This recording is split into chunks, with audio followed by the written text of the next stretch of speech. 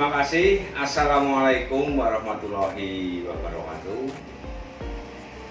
Bapak Ibu semua, Pak Kades, Bu Kades, Pak Sekdes, Bu Sekdes, dan teman-teman perangkat semua. Hari ini kita ketemu. Pertemuan kita tidak bertatap muka, tapi kita bertemu lewat udara, lewat satu aplikasi untuk komunikasi kita, yaitu Sigaluk, Sigaluk Belajar. Pada kesempatan ini ada beberapa hal yang ingin kami sampaikan. Yang pertama, kita berada di musim penghujan yang luar biasa. Saya hanya berpesan untuk berhati-hati, untuk tetap waspada terhadap kondisi wilayah masing-masing. Lalu yang kedua, sekarang kita berada di awal tahun 2021. Ada beberapa kegiatan yang harus segera kita selesaikan, termasuk kegiatan-kegiatan ada ADD, ada DD, dan sebagainya. Ini adalah awal tahun untuk melangkah melaksanakan tugas-tugas di tahun 2021. Saya hanya berpesan khususnya yang terkait kegiatan yang menyangkut anggaran. Saya hanya berpesan agar Bapak Ibu bisa melaksanakan tugas sesuai dengan pedoman yang ada, sesuai dengan peraturan perundangan yang berlaku. Mengapa saya menyampaikan demikian? Karena hukum itu hanya mengenal prosedur, bukan masalah baik, bukan masalah buruk, tapi prosedurnya bagaimana. Jadi kalau kita melakukan sesuatu tidak sesuai prosedur, maka secara hukum kita akan dinyatakan salah. Nah, terkait kegiatan DD, ADD, dan sebagainya, di sana kita punya pedoman pelaksanaannya seperti apa. Ikuti saja petunjuk yang ada dan nggak usah khawatir. Saya punya teman-teman, ada kasih PMD, kasih Tapem, juga ada pendamping. Segala kesulitan Bapak Ibu semua bisa berhubungan, berkonsultasi dengan teman-teman saya. Itu yang pertama. Lalu yang kedua, kita akui bersama bahwa sekarang kebijakan yang turun ke kita selalu berubah-ubah. Ini yang kadang-kadang sangat menyulitkan kita dalam melaksanakan tugas sehari-hari.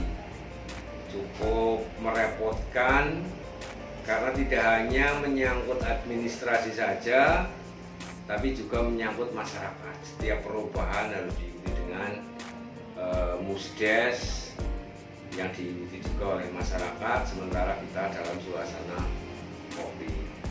Tapi kita maklumi bersama saja, semua perubahan ini karena adanya wabah corona. Jadi terpaksa pemerintah memberikan perubahan alokasi karena kebijakannya diarahkan untuk corona, sehingga hal-hal yang menyulitkan bagi kita yang menyangkut administrasi dan sebagainya nggak usah menjadi beban, kita jalani saja. Tidak ada kata sulit ketika kita semangat, kita siap melaksanakan tugas. Percaya saja itu. Lalu yang kedua, Pak Kades dan teman-teman perangkat, dampak dari perubahan kegiatan juga akan berdampak pada pandangan masyarakat. Jadi mungkin tahun kemarin Pak Kades sudah memutuskan, sudah menetapkan untuk alokasi kegiatan di satu daerah. Desa A besok saya akan bangun jalan, lorong B besok akan saya buat talud, RT 3 besok mau saya beri bantuan kambing, tapi dengan adanya perubahan dan ketentuan dari pusat yang harus dialokasikan untuk BLT akhirnya mengalami perubahan, sehingga masyarakat, saya yakin ada beberapa masyarakat yang merasa kecewa. Nah ini maka Pak Kades dan teman-teman semua harus mampu memberikan penjelasan, pencerahan kepada masyarakat bahwa itu semua karena memang kebijakan kita berubah dan ada kebijakan yang harus dilakukan yang terkait COVID-19. Jadi wajar ketika masyarakat agak bergejolak, agak menanyakan mengapa nggak jadi dialokasikan sebuah kegiatan, tapi barangkali satu-satunya jalan ya Pak Kades untuk perangkat menjelaskan kepada masyarakat bahwa ini diakibatkan adanya perubahan aturan. Ya saya tahu di forum musyawarah tentu saja sudah disampaikan, tapi secara luas barangkali masyarakat perlu diberi pencerahan. Lalu yang ketiga, kondisi masyarakat saat ini apapun dalam situasi yang kurang menguntungkan, khususnya terkait masalah ekonomi. Ini adanya keterbatasan kegiatan otomatis akan mempengaruhi perekonomian masyarakat, sehingga masyarakat tentu saja banyak kesulitan. Yang biasanya kerja mungkin ada beberapa yang terpaksa diberhentikan sementara, ada yang biasa berdagang ternyata sekarang juga mungkin tingkat omset penjualannya menjadi berkurang, sehingga kondisi masyarakat sedang dalam kondisi yang kurang menguntungkan. Nah ini akan mempengaruhi psikis masyarakat, sehingga siapa yang harus bersabar, otomatis kita semua, Pak Kades dan teman-teman perangkat, jangan terpancing kalau ada suara-suara mungkin yang tidak mengenakan, tapi kita maklumi saja. Dalam kondisi yang semacam ini, mari kita bareng-bareng untuk bersabar, kita bareng-bareng untuk tetap mengikuti prosedur aturan, sehingga insya Allah ke depan masyarakat akan lebih memahami. Lalu yang paling terakhir, Pak Kades, teman-teman perangkat, tolong aplikasi yang sudah kita miliki,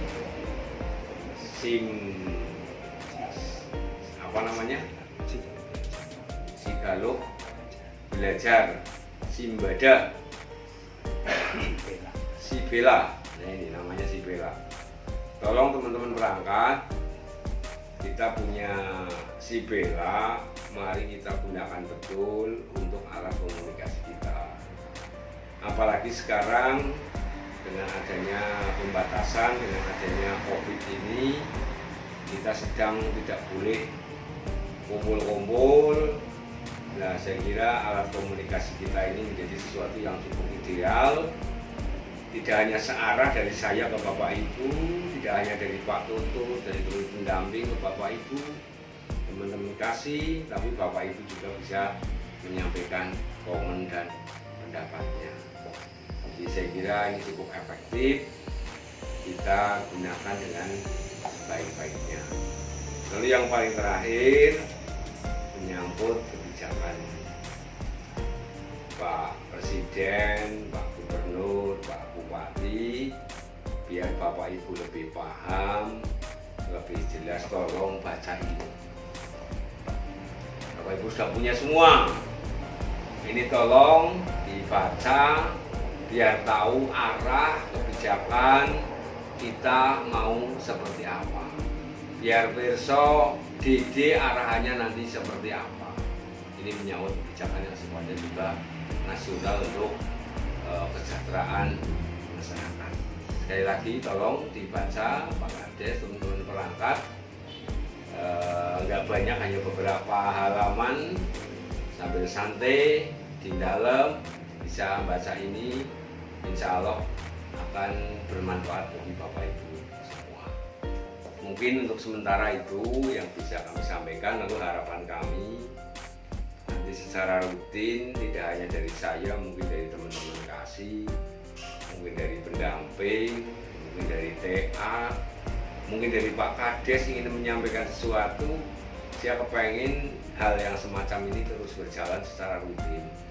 Jadi mungkin tiap minggu, mungkin tiap bulan, mungkin tiap hari ada agenda-agenda, ada komunikasi di antara kita sehingga hubungan kita, informasi kita akan bisa dipahami untuk kepentingan kegiatan, untuk kepentingan pembahasan, untuk kepentingan musyawarah, untuk kepentingan apa saja yang ada di desa. Saya kira dengan komunikasi yang baik akan mempermudah kita. Barangkali itu sementara yang bisa kami sampaikan.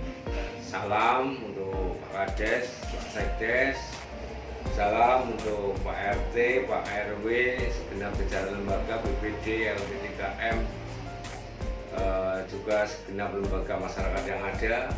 Mudah-mudahan kita selalu dilindungi sama Allah. Terima kasih. Wassalamualaikum warahmatullahi wabarakatuh.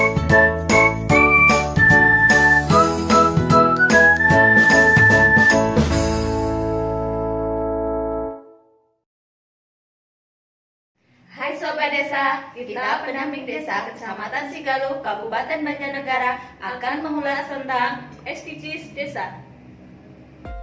Seperti yang kita ketahui, Menteri Desa Pembangunan Daerah Tertinggal dan Transmigrasi, Abdul Halim Iskandar, telah menetapkan prioritas penggunaan dana desa tahun 2021 yang tertuang dalam Peraturan Menteri Desa PDTT Nomor 13 Tahun 2020. Prioritas penggunaan dana desa diarahkan untuk memenuhi pencapaian program SDGs Desa melalui pemulihan ekonomi nasional sesuai kewenangan desa, program prioritas nasional sesuai kewenangan desa, dan adaptasi kebiasaan baru. Agar SDGs nasional dapat terwujud, Kementerian Desa PDTT menurunkan SDGs nasional ke dalam SDGs Desa. Apa itu SDGs Desa? SDGs Desa adalah pembangunan total atas desa. Aspek pembangunan desa harus dirasakan oleh seluruh warga masyarakat desa. Mengutip Permendes Nomor 13 Tahun 2020, ada 18 tujuan dan sasaran pembangunan desa melalui SDGs Desa. Adapun 18 yaitu 18 sasaran dan tujuan dari SDGs Desa yaitu desa tanpa kemiskinan, desa tanpa kelaparan, desa sehat dan sejahtera, pendidikan desa yang berkualitas, desa kesetaraan gender, desa layak air bersih dan sanitasi, desa yang berenergi bersih dan terbarukan,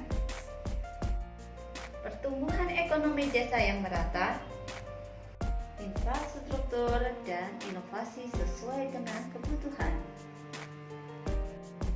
desa tanpa kesenjangan, kawasan pemukiman desa yang aman dan nyaman, konsumsi dan produksi desa yang sadar lingkungan, desa tanggap perubahan iklim, desa peduli lingkungan laut, desa peduli lingkungan darat, desa damai berkeadilan, kemitraan untuk pembangunan desa, kelembagaan desa yang dinamis dan budaya desa adaptif. Lebih lanjut, 18 program tersebut dibagi sesuai dengan tipe desa. Tipe desa itu meliputi desa tanpa kemiskinan dan kelaparan, ekonomi tumbuh merata, desa ramah perempuan, desa bersejarah, desa tanggap budaya. Dengan adanya pembangunan yang terarah melalui SDGs Desa, maka diharapkan adanya arah perencanaan pembangunan desa yang sesuai dengan faktual di desa tersebut. Oke, demikian yang dapat kita sampaikan. Apabila ada pertanyaan, dapat ditulis di kolom komentar. Kita bisa berdiskusi. Terima kasih sudah menyaksikan video ini. Semoga bermanfaat.